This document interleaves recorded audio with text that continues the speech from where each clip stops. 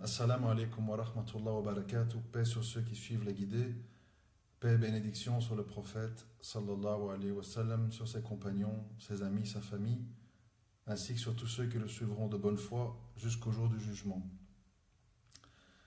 Alors, le but de cette intervention aujourd'hui, c'est évidemment de donner une analyse qui sort des sentiers battus. Si c'est pour dire ce qu'on a déjà entendu, c'est pas intéressant. Et j'estime qu'il y a nécessité, puisque j'entends autour de moi des choses qui se passent, je les vis moi-même, et l'intérêt de vivre des choses, c'est parfois de partager les leçons qu'on en retire, afin que ceux qui ne sont pas encore dans la situation puissent en retirer des leçons, des enseignements qui leur soient profitables. C'est un petit peu comme si vous conduisez dans une ville et vous signalez aux gens: attention, là il y a un radar, attention, là il y a un trou, attention, là la route est mauvaise. Ça permet aux gens qui suivent et qui entendent d'éviter les mêmes pièges dans lesquels vous êtes tombés. Voilà, j'ai oublié d'enlever le son. Attendez, sinon ça va sonner sans cesse. Un petit instant.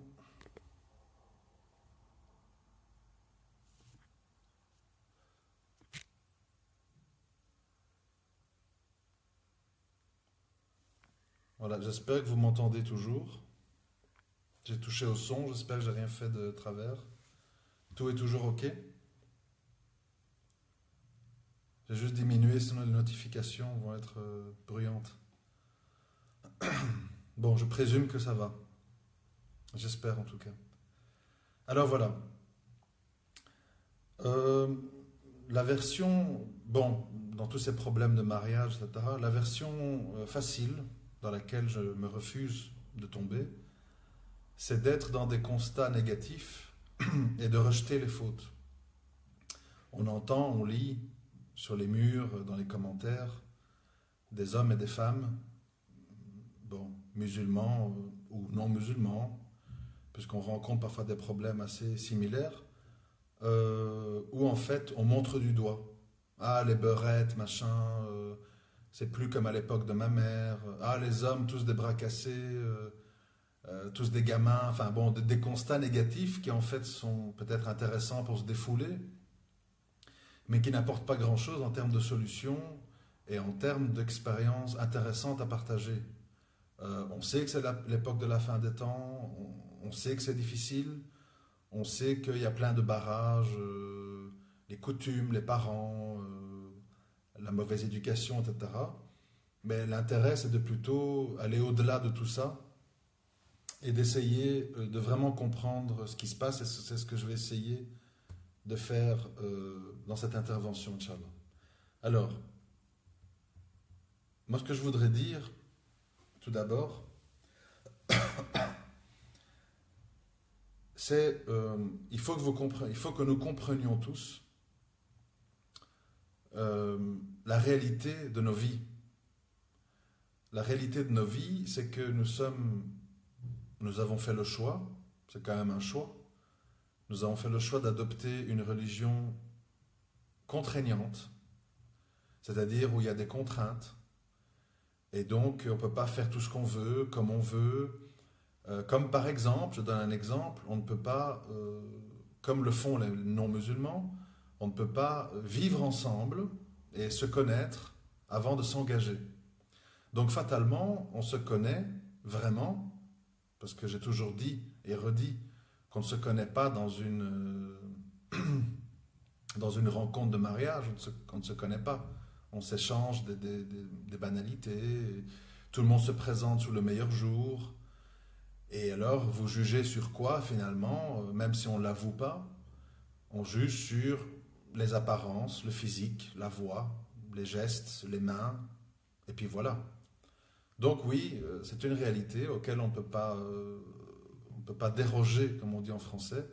Pour connaître quelqu'un, on doit l'épouser.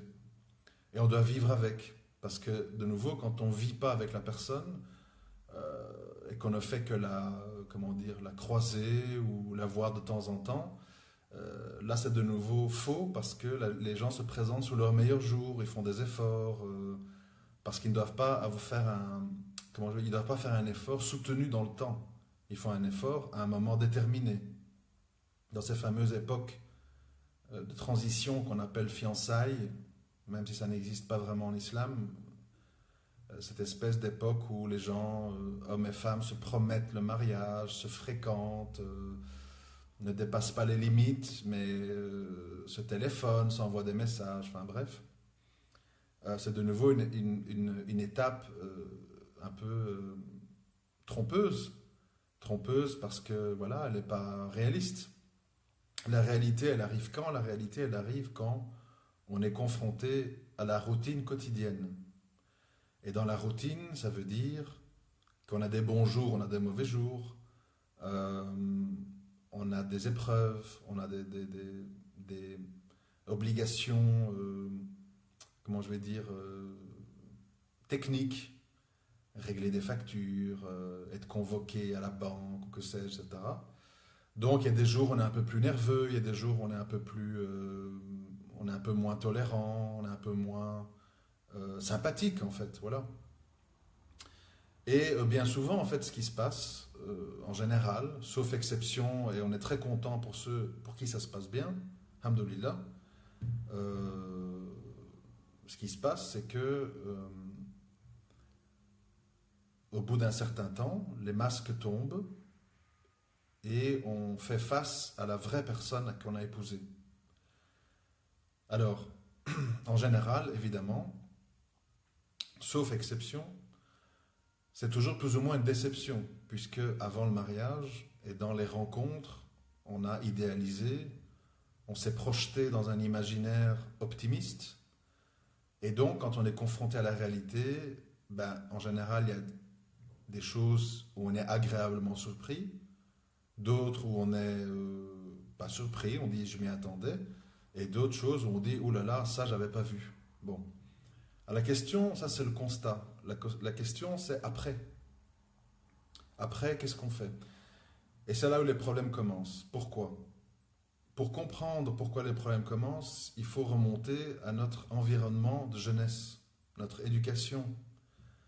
Comme je l'ai dit souvent, nous sommes issus, même si nous sommes musulmans, nous sommes issus d'une société individualiste qui est basée sur le tout de suite, sur l'impatience, sur les caprices et sur le désir et la recherche de ne pas souffrir.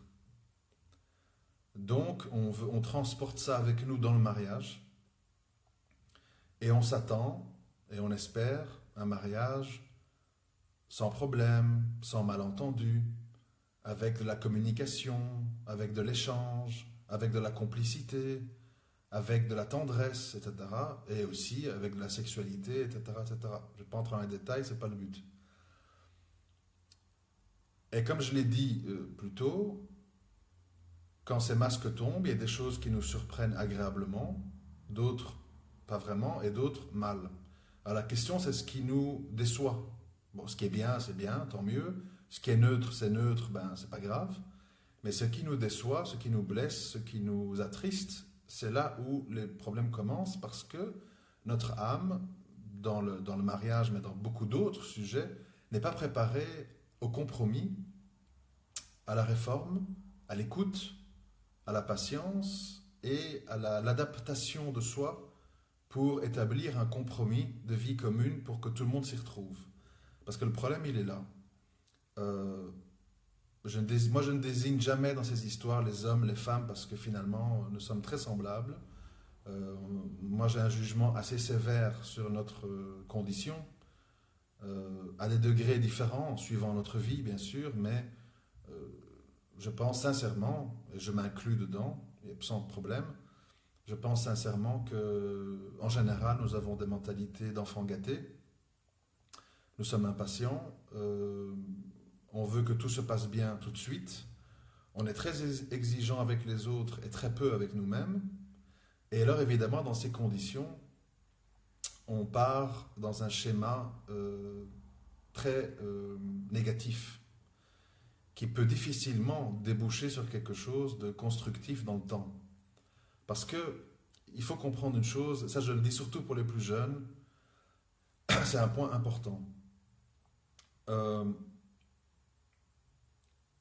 Beaucoup de gens, hommes ou femmes, pensent, à tort, que le mariage, c'est la porte d'accès vers une sexualité dans le halal. Et c'est leur grande et parfois unique motivation. C'est-à-dire, ils disent, le frère, il est beau, la sœur, elle est mignonne, euh, et ils se disent, bon, j'ai des désirs, j'ai des envies, eh bien, nous sommes musulmans, on va les exprimer dans le mariage. Très louable, on applaudit.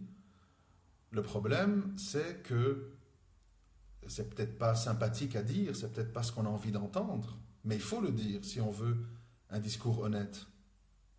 Mes frères et sœurs, on ne vit pas dans un lit.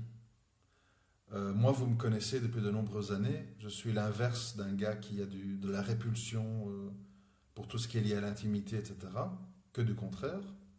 Mais j'ai quand même la lucidité d'admettre et d'expliquer que vous pouvez avoir une entente physique parfaite ou quasi parfaite avec quelqu'un, mais, euh, comment dirais-je, vivre une vie au quotidien insupportable. Pourquoi? Parce qu'il y a tout ce que je vous ai dit plus tôt. Les contraintes, les lessives, les vaisselles, cuisiner, les épreuves, les malentendus, les petites jalousies, les maladresses, etc., etc. Toutes ces petites choses qui pourrissent notre existence, déjà tout seul, mais encore plus dans le couple. Parce que là, il y a les interprétations, il y a les sentiments, il y a toute une série. Bon, l'amour, on le montre toujours sous un angle positif et sympathique.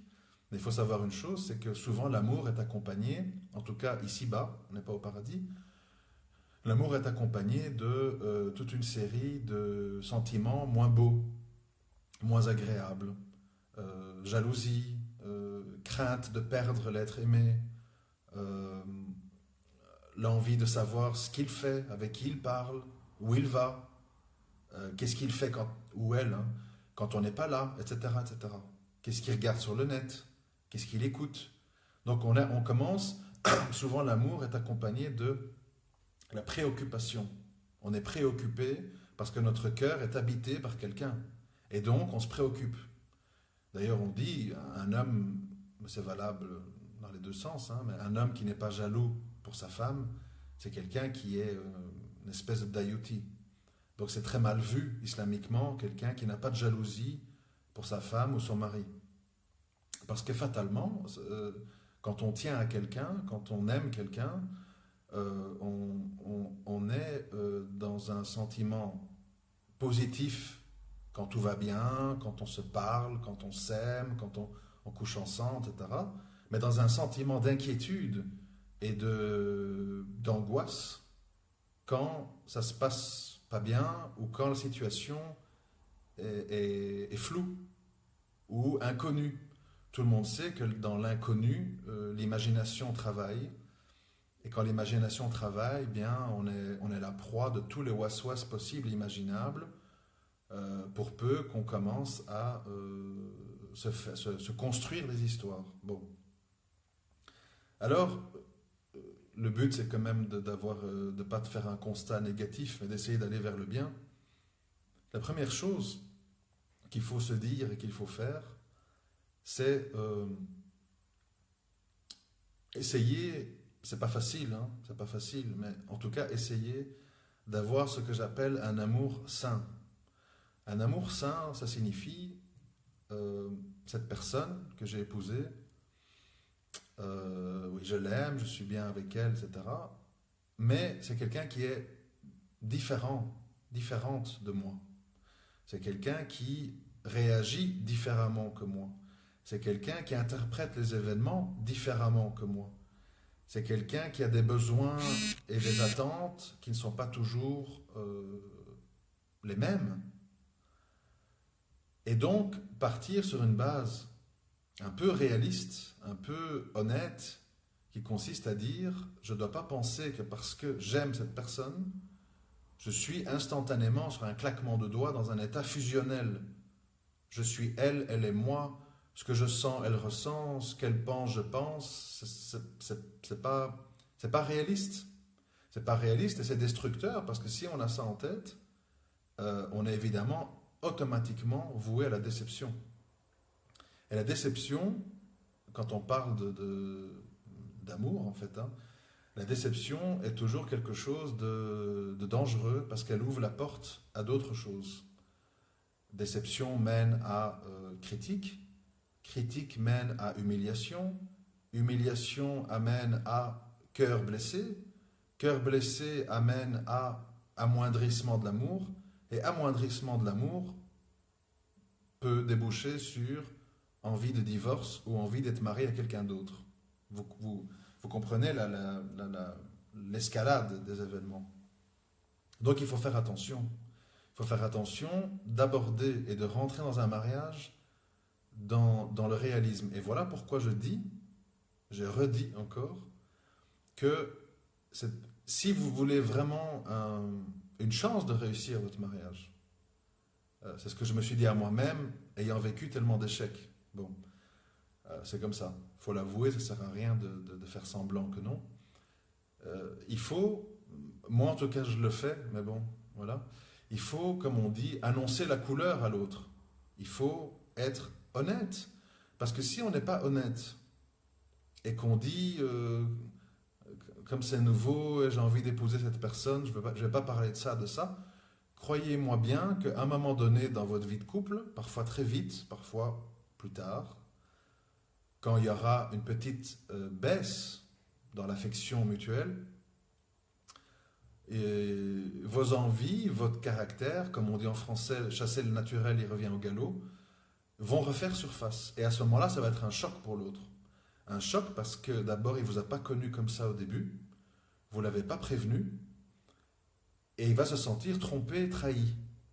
Et quand quelqu'un se sent trompé et trahi, en général, ça ne se passe pas bien. C'est normal. D'où l'intérêt.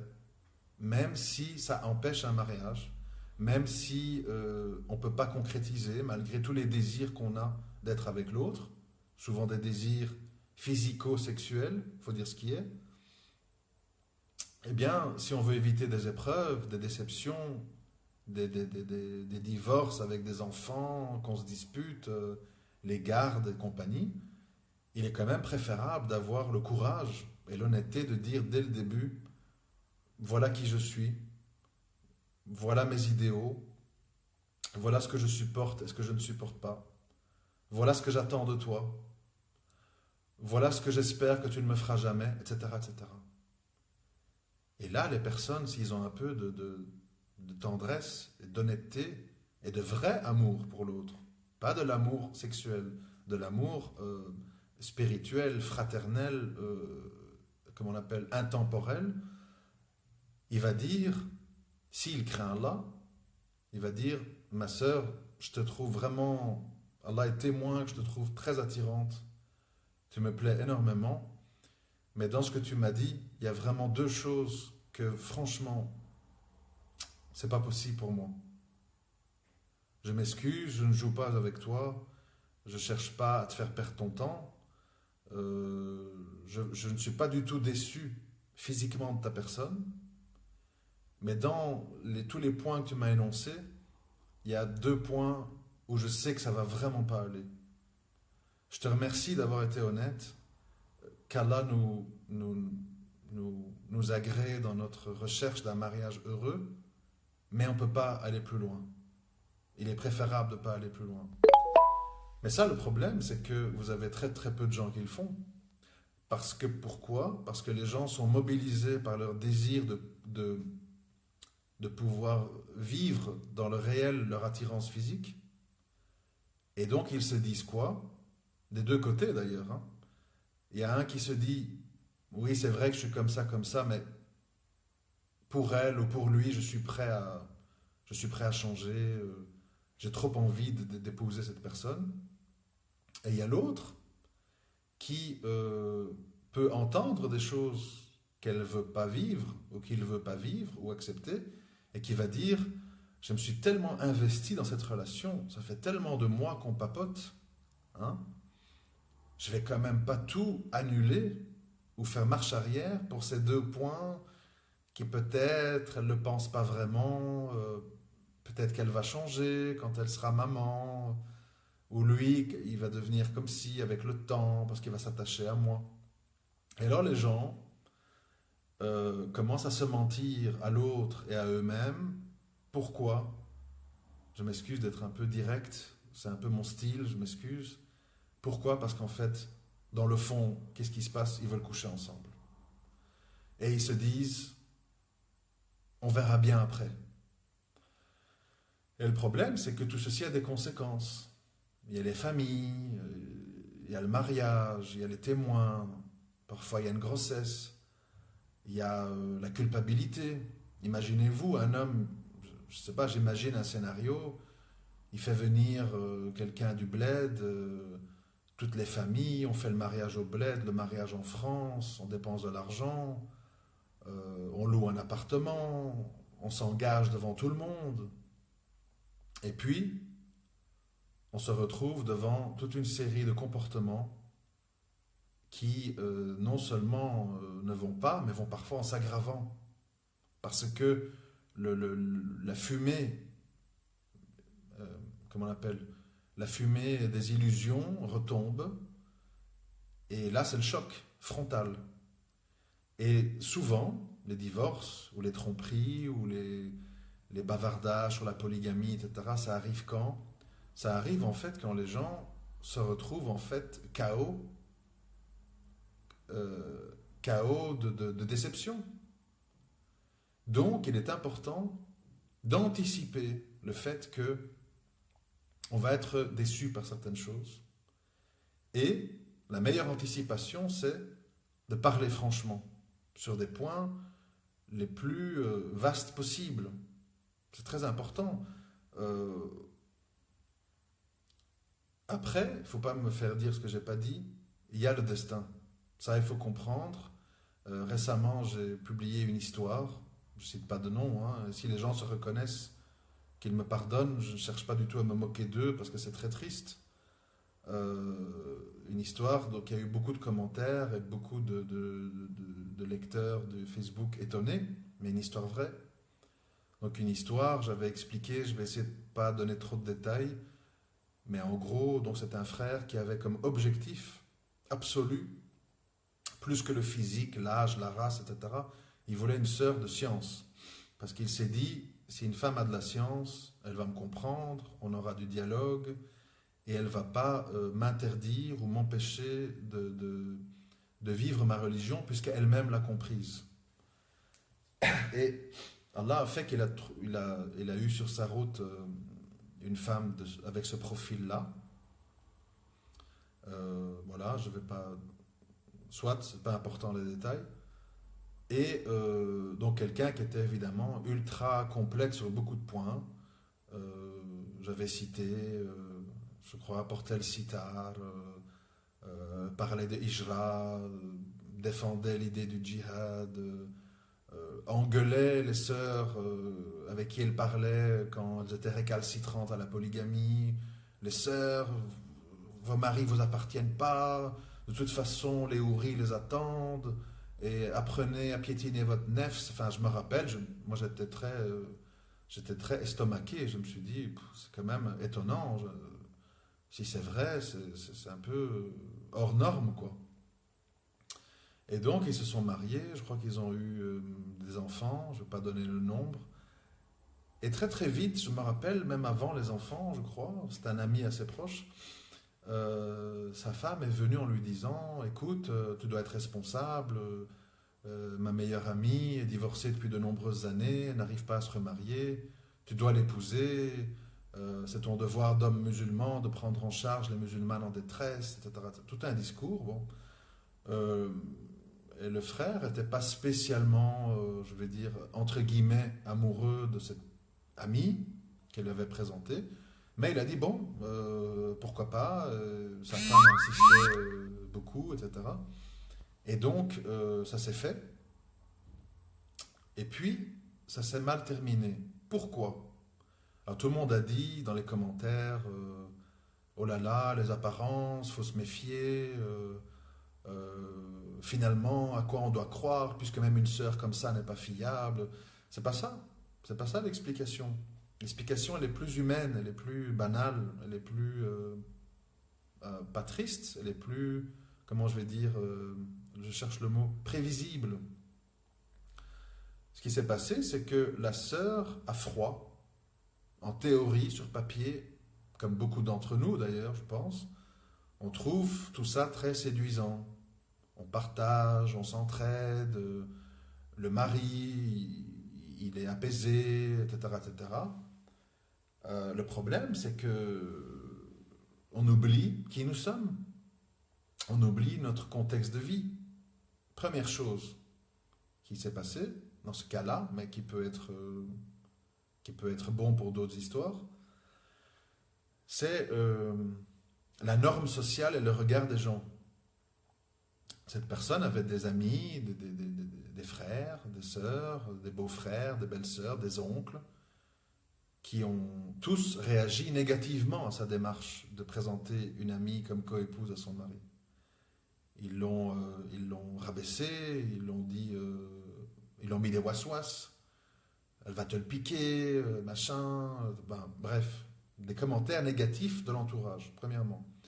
Deuxièmement, avec le temps, c'est logique, cette sœur s'est attachée à son mari.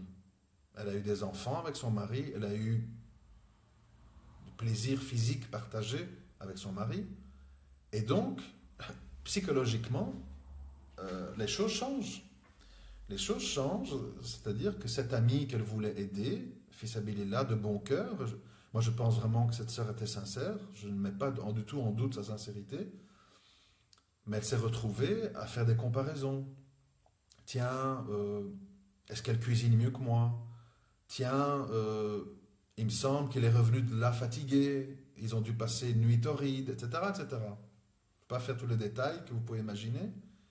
Et alors, évidemment, dans les waswas et dans la jalousie et dans les scénarios négatifs, Shaitan et ses soldats s'engouffrent et commencent à travailler la personne.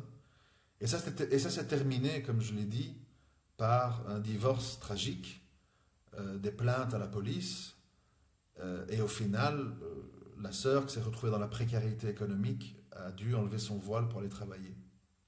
Et on parle de gens ici, on ne parle pas de Booba, machin, mariage, DJ Samir et compagnie. On parle d'un mariage vraiment de gens ultra pratiquants, ultra, comment je vais dire, instruits en religion,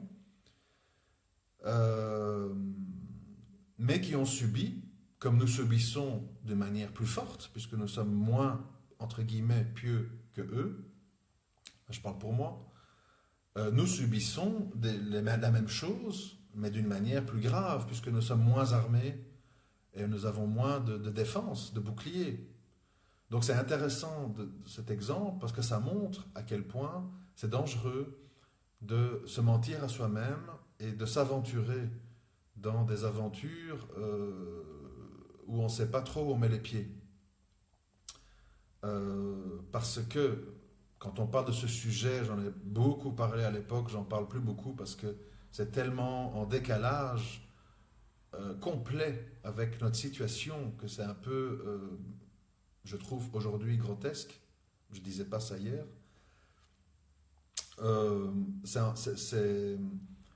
C'est à contresens de toute notre réalité, de toute notre éducation, de tout notre environnement, musulman ou non musulman. Et donc, c'est une démarche qui est réservée, je l'ai toujours dit, plus aujourd'hui, qui est vraiment réservée à des gens très très particuliers. C'est-à-dire, ce sont des gens qui ont complètement démoli leur nefs, qui ont l'idée constante qu'on peut mourir cette nuit et que ça ne vaut pas la peine de se pourrir la vie, de se tirer dans les pattes, etc. C'est des gens qui sont constamment dans le rappel d'Allah et qui sont constamment dans la méfiance envers le mauvais œil, les waswas, les sorcelleries ou que sais-je, etc. Et donc c'est loin c'est loin d'être quelque chose qu'on peut balancer comme ça à tort et à travers, parce qu'au final, on se retrouve dans la réalité des faits face à quoi? Il faut l'avouer, il faut être honnête. Moi, j'aime bien les discours honnêtes. On se retrouve en fait tout simplement face à des hommes dès que leur femme est un peu moins disponible, parce qu'elle est fatiguée, parce qu'elle était enceinte, parce qu'elle a accouché, parce qu'elle a des règles douloureuses, je ne sais pas quoi, à des hommes qui veulent tout simplement fuir leurs responsabilités et qui veulent passer en fait d'un bonheur à un autre et s'exiler à chaque fois qu'il faut patienter ou subir des moments désagréables. Dans la réalité des faits, c'est ça, et c'est pour ça que la plupart des fois, sauf exception rarissime que j'ai très peu connue, ça finit en grand fiasco. Mais là, on parle d'un sujet qui ne nous concerne pas, puisqu'ici, le problème auquel on fait face, c'est la difficulté à être marié à une personne. C'est déjà toute une expédition. Moi, le point où je veux insister, et malgré que je sais que c'est pas facile, et malgré que je sais que ça ne sera pas écouté, parce que la nature humaine est ce qu'elle est, c'est le fait de dire qu'il faut, avant de se marier, se projeter dans l'après-mariage. L'après, c'est-à-dire comment on va vivre au quotidien, de quel sujet de conversation on va avoir. Ma nature profonde, intrinsèque, confrontée à la sienne, ça va donner quoi? Vraiment. D'accord, elle a des beaux yeux.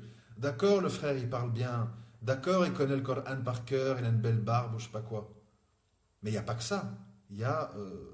vous connaissez tous ces hadiths, on les connaît. C'est quand même fait pour être médité.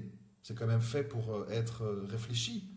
Quand cette femme est venue trouver le prophète sallallahu alayhi wa sallam, et qu'elle lui a dit, voilà, je voudrais me séparer de mon mari, j'ai rien à lui reprocher, c'est un homme très pieux, très gentil, très aidant, il n'est pas violent envers moi, mais je suis insatisfaite physiquement. J'ai peur comment je vais dire, d'agir non conformément à l'islam à cause de cette frustration. Donc, vous imaginez, on dit ça à une époque où il n'y avait pas Internet, machin, les clips, le rap, les mauvaises fréquentations, Jahiliya à tous les étages, et 20-30 ans à passer loin de l'islam, enfin bon, un autre contexte, un contexte très favorable. Donc, ces exemples sont quand même intéressants pour nous à méditer, parce que ça montre que un couple, un mariage, c'est un tout. Ce n'est pas que connaître le Coran par cœur, ce n'est pas que se plaire sexuellement, ce n'est pas que se trouver beau, c'est comment on est, comment on réagit au quotidien, dans la durée, pas 1 mois, 2 mois, 5 mois, 6 mois, 7 mois, fois 30 jours par mois. Et c'est là où les choses prennent véritablement leur forme. Donc, quand je pose la question dans cet audio, pourquoi c'est si difficile? C'est difficile parce que, même si ça fait mauvais genre de le dire et politiquement incorrect, moi mon but c'est pas ça, c'est difficile parce que le mobile du mariage de la plupart des gens, c'est il est beau, il m'attire, elle est mignonne, je la trouve trop belle dans son djilbab, elle a des mains comme ci, comme ça, et puis point. Si on ne fait pas l'effort avant le mariage d'aller plus loin, de parler des sujets qui fâchent, on est irresponsable quelque part. Pourquoi? Parce que dans un mariage, ça n'implique pas que 2 individus, ça implique des familles, ça implique l'entourage, ça implique une possible descendance. Vous imaginez? On ne parle pas de...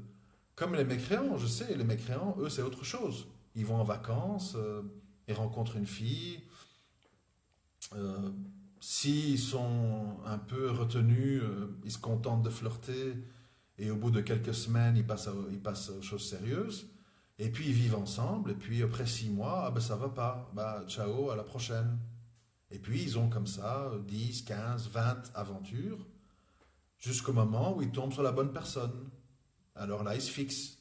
Ils font un emprunt pour acheter une maison, hein, des enfants, etc. Mais nous, on ne peut pas faire ça. C'est comme ça. Quand on adopte l'islam, on ne commence pas à dire, bon, je prends l'islam, mais bon, riba n'est pas moyen de faire autrement. Connaître une femme, ben, il vaut mieux la connaître avant le mariage, etc., etc. Finalement, ça devient une parodie, ça devient un sketch. Ça ne vaut pas la peine.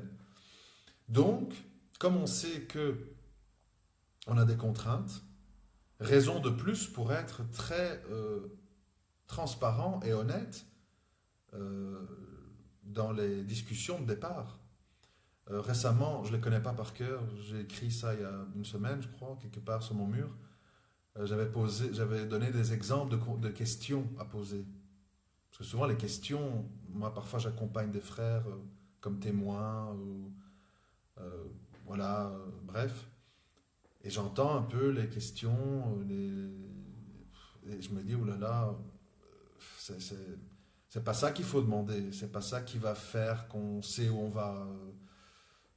Il faut être un peu plus précis. Je rappelle quand même que on parle que les gens ne s'isolent pas, d'accord, mais souvent chez les gens un peu délicats, un peu psychologues, on laisse la porte ouverte, les gens passent devant la porte, les petits frères, la maman, le papa, et on n'est pas à côté des genoux de sa fille ou de son fils, occupé à scruter tout ce qu'ils disent, parce qu'évidemment, ils ne vont pas oser te parler de toute une série de sujets. Euh, mais, ça c'est la discussion, si on est honnête. Après, le problème qu'il y a, c'est que euh, beaucoup de gens se disent, vous savez que je suis en guerre depuis des années contre cette parole que je déteste, qui est le fameux Arshuma, pas dans le sens pudeur, retenue, ça c'est très bien, c'est pas ça le problème.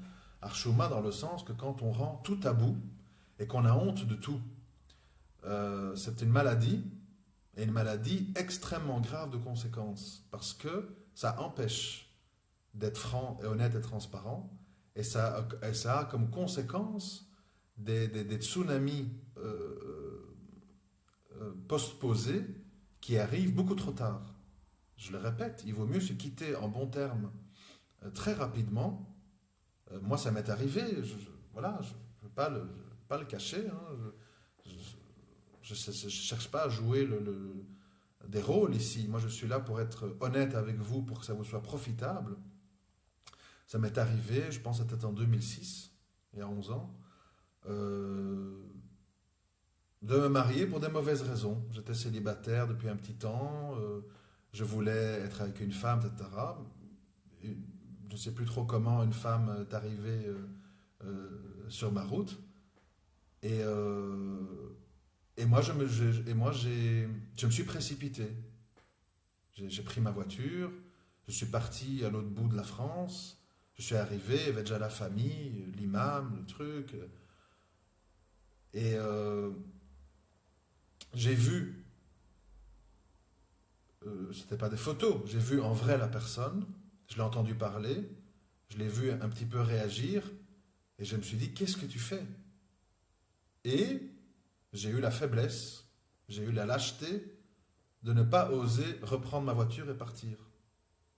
En me disant, ça va aller, attends, t'as peut-être pas bien vu, tu juges trop vite, tu vas quand même pas humilier toute cette famille, etc., etc. Et je suis resté, et j'ai fait le mariage religieux à l'époque. Et puis c'était catastrophique à tous les niveaux.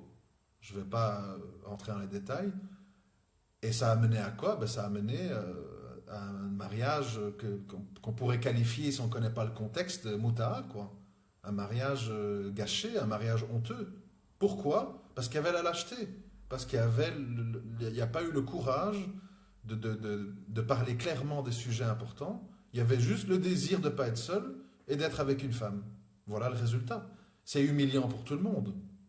Un homme qui est croyant et qui n'est pas un salaud, il culpabilise après. T'es dégueulasse, comment t'as fait ça? T'as blessé la sœur. Bon, c'est humiliant pour elle, etc., etc. La sœur, imaginez-vous, amoureuse, machin, elle se retrouve complètement dégoûtée, cassée, et la famille a l'impression qu'on a utilisé leur fille comme une prostituée, quoi. C'est faux, mais en attendant, ça donne l'apparence. C'est très gênant. Donc, pourquoi je raconte ça? Pas pour étaler sur la place publique mes histoires. Je raconte ça pour vous dire que c'est très grave de conséquences si on a une conscience. Après, il y a des gens qui s'en foutent, hein. Moi, je m'en fous pas. Moi, honnêtement, j'ai eu beaucoup d'échecs, j'ai eu beaucoup de déceptions, mais chaque fois, ça a été très mal vécu, accompagné de culpabilité, d'incompréhension, de torture mentale, personnelle. Après, il y a des gens, ils s'en foutent.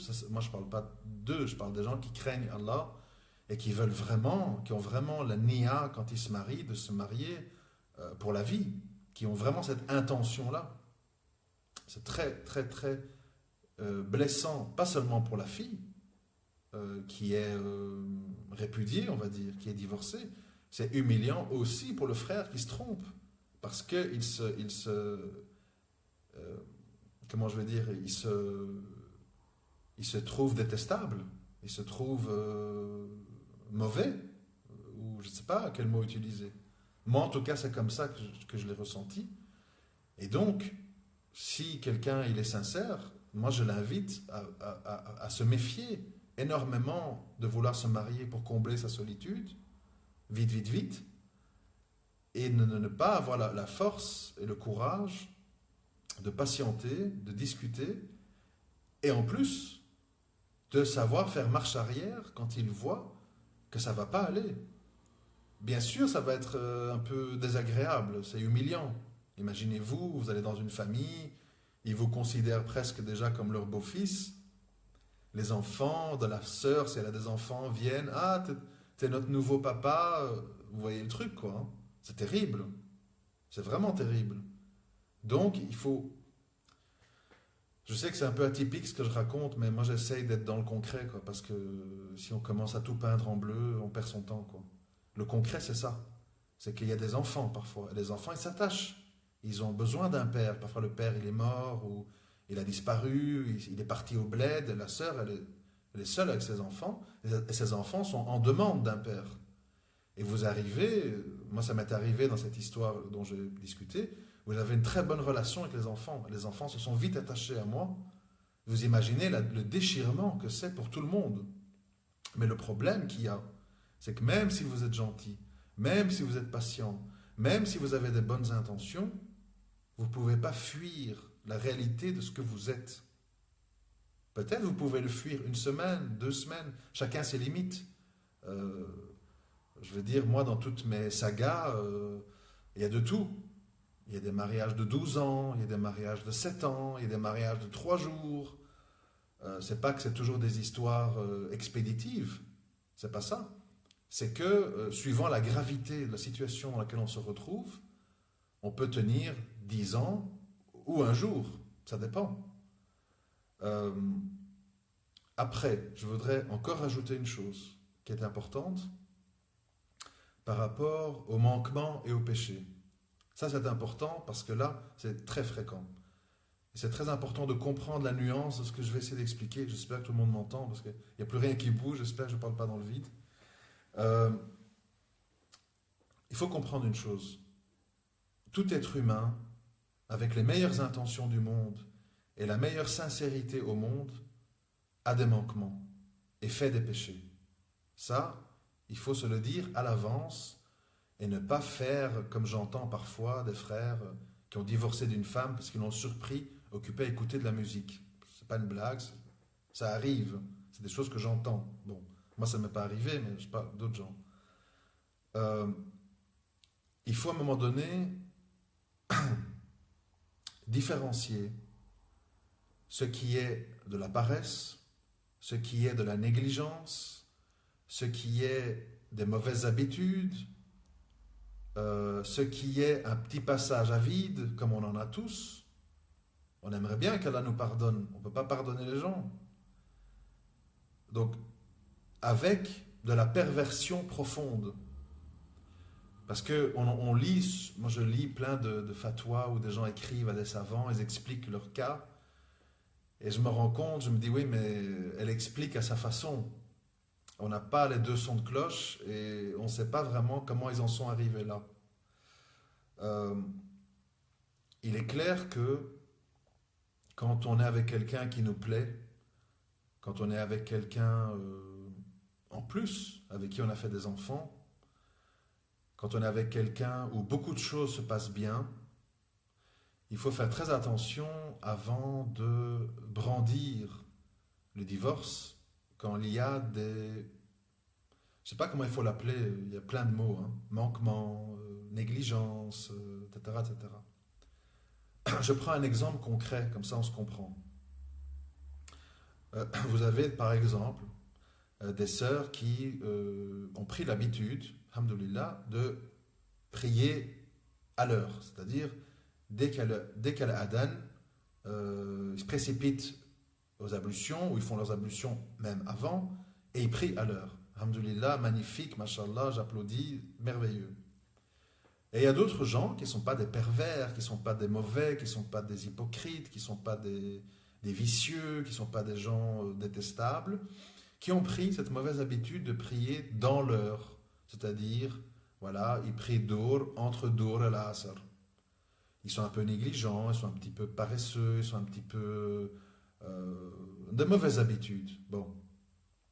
Avant de commencer à faire des drames, à insulter, à rabaisser, à convoquer la famille ou que sais-je, il faut essayer de s'entraider, c'est-à-dire la sœur d'être un peu tolérante dans le, comment je vais dire, dans la façon et le moment de prier, et l'homme de voir que pour sa femme c'est important, et donc d'essayer pour elle, et surtout pour Allah et pour lui-même, de faire des efforts pour prier le plus à l'heure possible. Voilà pourquoi.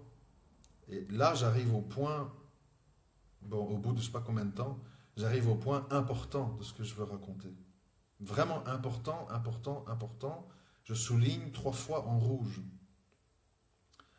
Tout ce que je vous ai raconté là, vous allez tous le vivre plus ou moins avec des variantes. Déception, malentendu, trahison, bon.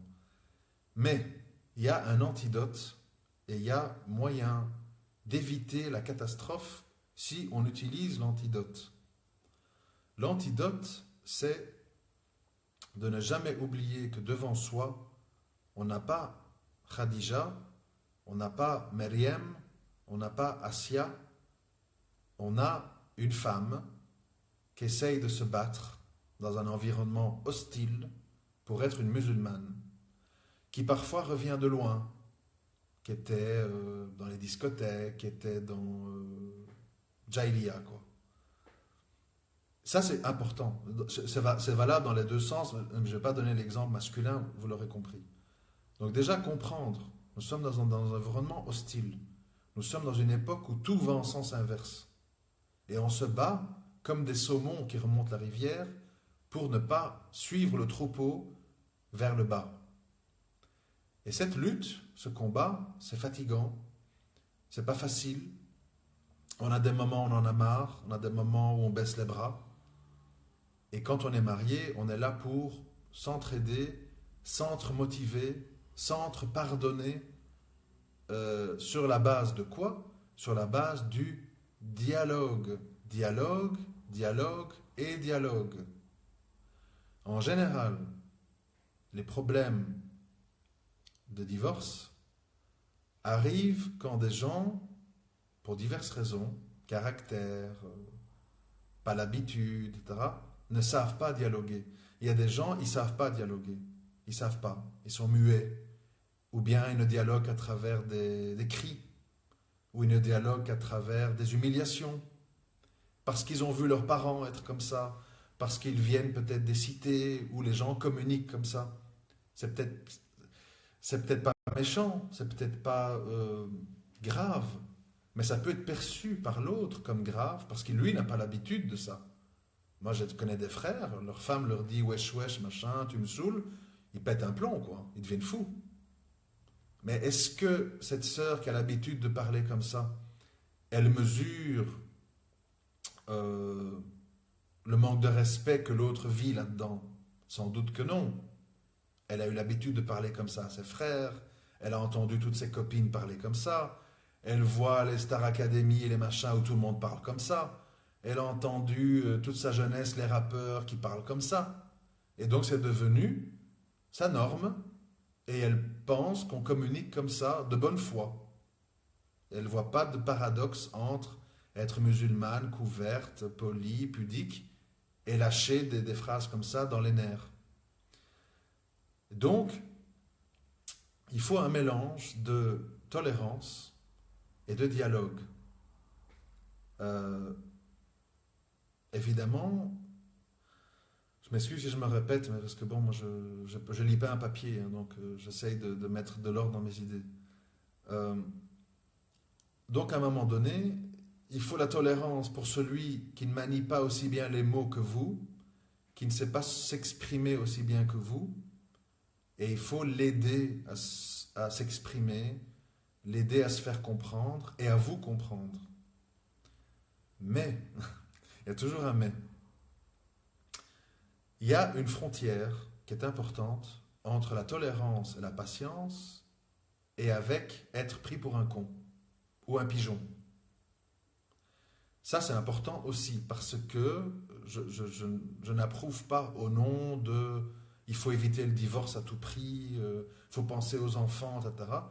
Je n'accepte pas, et je pense que personne ne doit accepter, ni une femme, ni un homme, de se retrouver sans cesse manipulé, euh, humilié, rabaissé, moqué par une personne qui est censée, un minimum, vous aimer, vous respecter, vous donner votre place et votre statut.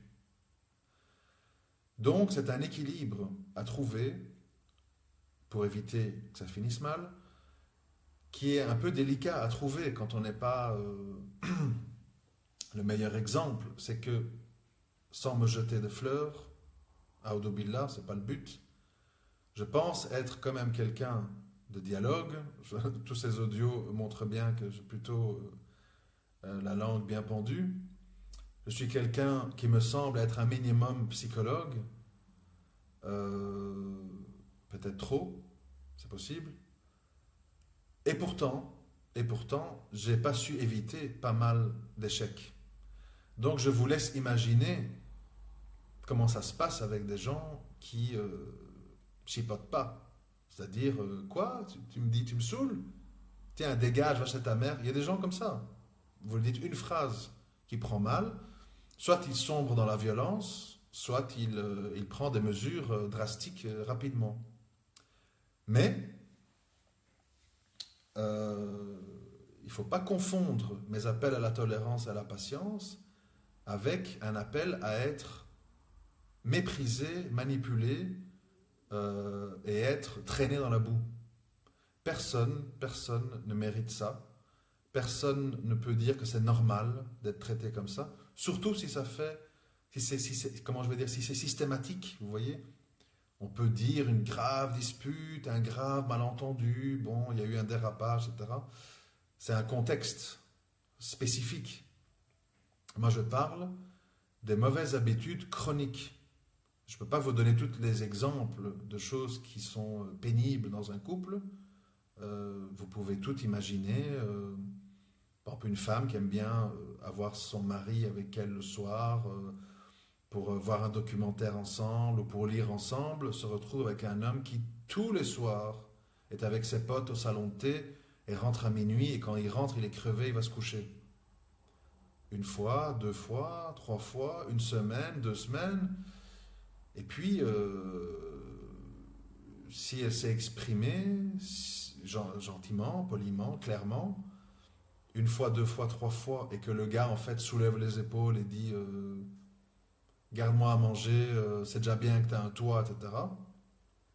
Là, il faut se poser des questions. Là, il faut voir, en fait, c'est comme j'aime dire aux frères avec qui je parle, il y a deux choix. Soit tu subis ce que tu peux subir, soit tu coupes Tu coupes quand tu vois que on est dans l'abus, on est dans la manipulation, on est dans le je m'en foutisme. Alors il faut couper. Après appel à la médiation, après dialogue, après explication, après menace, après dialogue, etc. Il faut faire un choix. Le problème qu'on a et qui amène beaucoup de problèmes, c'est que les gens subissent, subissent, subissent, jusqu'au moment où un homme ou une femme qui semble, je n'ai pas dit qu'il est, qui semble mieux leur convenir, passe dans leur vie. À ce moment-là, se crée la tragédie, parce qu'il y a une possibilité, non pas une possibilité, il y a un échafaudage d'illusions, ou pas, parfois c'est vrai, qui s'est mis en place et qui permet de donner l'espoir d'une meilleure vie. Vous savez, on peut comprendre ça avec des choses matérielles.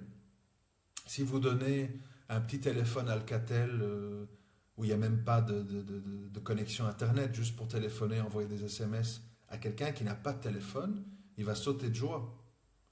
Mais cette personne, s'il voit autour de lui des gens avec des iPhones, des machins, etc., il va commencer à dire « Ouh là là, en fait, je suis en bas de l'échelle au niveau de ce que j'ai entre les mains. » Donc c'est toujours, le problème arrive quand les comparaisons arrivent. Tant que les gens sont confrontés à une réalité et que tout le monde est comme ça, ben, c'est beaucoup moins pénible à vivre que quand on voit des frères plus doux, plus patients, plus gentils, qui ont l'air d'être plus, comment je vais dire, et bon éducateur avec les enfants, plus pratiquants, etc., etc. Voilà pourquoi décider de subir, c'est bien, c'est louable. Je ne veux pas dire que les gens qui prennent patience et subissent sont des mauvaises personnes. Je dis qu'ils doivent faire très attention parce que subir n'est pas une... Le mariage, quand même, reste un apaisement. Le mariage n'est pas...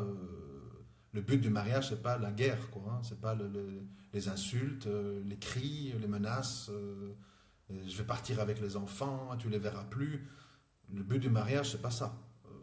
Ça, c'est plutôt du sadomasochisme. Ça, c'est des choses qui se soignent en psychiatrie, chez un psychothérapeute. On parle d'autre chose. Donc, le but, c'est patienter, s'exprimer, dialoguer, subir certaines petites choses, parce que rien n'est parfait, oui. Mais subir quelqu'un de négatif, de sadique, de je m'en foutiste, d'égoïste, d'égocentrique, enfin tous les qualificatifs, je veux dire, négatifs chez un être humain, c'est une situation où on se met en danger. On se met en danger parce que on devient au fil du temps une proie mûre pour tomber dans une illusion ou pas. Je n'ai pas dit que tout est illusion, mais en général, quand on vit une situation conflictuelle dans un couple, on a tendance à trouver que l'herbe du voisin est plus verte parce qu'on ne le vit pas au quotidien.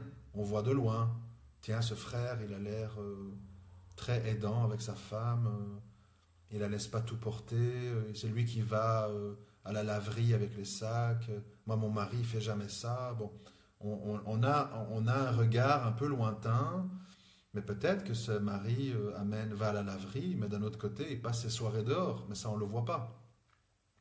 Et inversement, la femme, l'homme, je ne veux pas répéter. Donc, subir, je connais beaucoup de frères qui subissent des situations plus ou moins graves, plus ou moins inacceptables. Ils sont en danger. Ils sont en danger parce qu'il suffit qu'une femme passe, croise leur route, quoi, et choisit les bons mots, choisit la bonne attitude pour les mettre dans une situation de péril, de désir de fuite de ce qu'il subit au quotidien. Et il se peut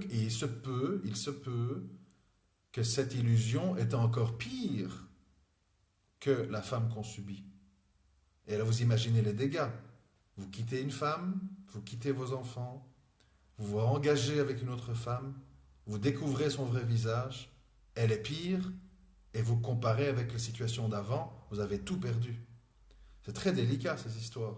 C'est extrêmement délicat. Voilà pourquoi tout ceci se gère avec retenue, avec honnêteté, loin, loin, loin, loin, le plus loin possible des illusions physiques, des promesses verbales que les gens font pour attirer. Oui, tu verras, ma sœur, on va faire Hijra, j'ai mis 20 000 euros de côté, j'ai un terrain, tatati, tatata. La sœur s'envole, et puis le frère, il n'a pas 20 000 euros de côté, mais 2 000. Il croyait avoir un terrain, puis le frère qui allait lui donner a changé d'avis, et boum, trac, machin, déception, drame. Et puis on va toquer chez l'ex. Excuse-moi, pardonne-moi, j'ai cru, bon. Et puis l'autre, peut-être qu'elle pardonne, peut-être qu'elle pardonne pas. Et peut-être qu'elle fait semblant de pardonner parce qu'elle pense aux enfants. Et en fait, dans son cœur, c'est la haine. Vous voyez le tableau. C'est ça, l'être humain, c'est ça. L'être humain, c'est des sentiments, c'est des illusions, c'est une envie de ne pas souffrir. Et c'est surtout une envie de ne pas se réformer. Parce que le point principal, et je vais conclure là-dessus, je m'excuse pour ceux qui viennent d'arriver, le point principal, c'est quand on entreprend la démarche de vouloir se marier, c'est d'entrer dans ce mariage en disant « Je veux réussir ce mariage. Je veux que mon mari ou ma femme s'attache à moi. Je veux lui faire plaisir. Je veux faire des compromis afin d'arrondir les angles entre nous.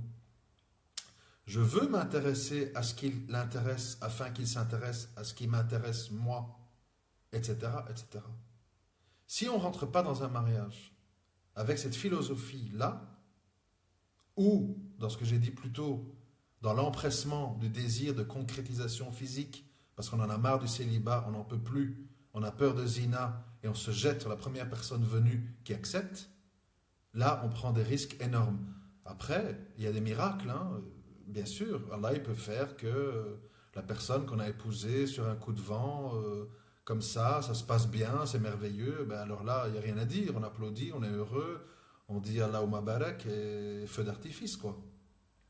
Moi, je parle de cas des gens qui passent d'une rencontre à une autre, qui s'inscrivent dans des sites de rencontres, ils s'échangent des messages. Moi, j'ai un frère que je connais, il est là-dedans, il me fait lire les messages. T'as l'impression qu'il n'y a que des anges, quoi, en fait. Je cherche la moitié de ma foi, un homme qui pourra m'apaiser, me guider, me tenir par la main, qui pourra être un père pour mes enfants, mais qui en même temps ne sera pas trop envahissant, tatati, tatata. On a l'impression d'être dans la belle au bois dormant, tout le monde est très poli, tout le monde est très patient. Et moi je me dis, qu'est-ce qui se cache derrière tout ça en fait? C'est quoi la réalité derrière? Pourquoi les gens disent, voilà, écoute, moi je vais être honnête avec toi, mon frère. Moi je suis une femme, je ne suis pas matérialiste, je m'en fous du fric. Moi, si je suis dans un logement et je me nourris, alhamdoulilah, j'ai mes livres, j'ai mes vêtements, je suis contente comme ça. C'est pas mon trip, les marques, les voyages, les bagnoles, machin, je ne suis pas matérialiste. Moi, j'attache beaucoup d'importance à la prière à l'heure, à la lecture avec mon mari, etc. Moi, je veux absolument, dans les 5 ans à venir, partir vivre à la campagne, partir vivre dans un pays du monde arabe, etc., etc. Bon, après, on peut parler du physique aussi. Voilà, écoute, moi, tu dois savoir que je suis quelqu'un qui a beaucoup de besoins. Voilà, je suis une femme qui me consacre à mon mari. Je suis fidèle, mais j'attends de mon mari qui me satisfasse, on dit, je sais pas, qui soit satisfaisant au niveau de l'intimité et qu'il y consacre du temps. Moi, un homme, honnêtement, même s'il est très pieux, même s'il est très gentil, qui va m'approcher une fois par mois, mon frère, si c'est ton cas, vraiment, je préfère qu'on s'arrête là. Je sais que c'est un peu gênant de dire tout ça, mais vous imaginez tous les drames qu'on évite? Parce qu'il y a des gens, de nouveau, je parle de cas que je connais. Je ne parle pas de trucs imaginaires, hein. Il y a des frères, malheureusement pour eux, qu'Allah les guérisse, qu'Allah les aide, je ne me moque pas. Ils ont passé 15-20 ans dans le célibat. Ils se sont malheureusement, comme j'en ai parlé dans la vidéo pornographie, etc., ils se sont nourris de films X. Et c'est des gens, en fait, qui préfèrent ça à être avec leur épouse dans la réalité, dans le concret. Et donc, ils approchent leur épouse parce qu'il faut faire des enfants de temps en temps, et l'épouse devient névrosée, quoi. En plus, parce qu'elle est délaissée, et en plus, parce qu'elle voit son mari, quand elle dort ou quand elle n'est pas là, surfer sur des sites de ce genre. Voilà où ça mène, le mensonge, l'hypocrisie, et de ne pas avouer. Après, tout le monde peut avoir des blessures, des manquements, avoir eu des chocs dans l'enfance, des abus qui font qu'on est un peu frigide, ou on a peur du sexe, je sais pas quoi. Mais alors on en parle, et on essaye de, si on aime la personne, on essaye de la sortir de là, on essaye de la dédramatiser, de dédramatiser sa situation. Mais au moins on sait. Imaginez-vous un frère très impatient, qui a besoin de beaucoup de rapports, qui se retrouve devant une sœur qui a été abusée et qui a une répulsion pour le sexe. Qu'est-ce qui va se passer s'ils n'en parlent pas? Le frère, il ne va pas comprendre, il va dire, elle ne m'aime pas, elle me fuit, elle est dégoûtée par moi. Mais si c'est comme ça, non, moi je veux une coépouse, hein, ou bien je divorce. Voilà la situation. Ça c'est le réel. Ça c'est le réel. Et tout ça a pour dénominateur commun pas d'honnêteté, pas de dialogue, archouma, et voilà à quoi ça mène. C'est un moment un peu difficile à passer, d'être honnête et transparent, mais ça évite beaucoup de drames. Et aussi, ça demande de prendre sur soi, de ne pas avoir une vie sexuelle parce qu'on est célibataire. Mais croyez-moi, c'est beaucoup plus pire de se retrouver embarqué dans une histoire avec des liens affectifs, avec les familles, les enfants, etc., et de vouloir en sortir. Parce que ça ne va pas, pour des raisons X, Y, Z. Donc voilà, je pense avoir plus ou moins dit tout ce que je voulais dire. Ceux qui sont arrivés en retard, si ça vous intéresse, il faut écouter la vidéo en différé. Et elle sera publiée le plus tôt possible sur YouTube. J'espère que ça a pu vous être profitable. J'espère ne pas avoir dit des choses choquantes ou humiliantes ou rabaissantes. C'est pas le but. Le but, c'est de chercher à vous aider en vous empêchant, Inch'Allah, de parfois commettre les mêmes erreurs que d'autres gens font, dont moi. Voilà, à très bientôt, Inch'Allah. Assalamu alaikum wa rahmatullah wa barakatuh.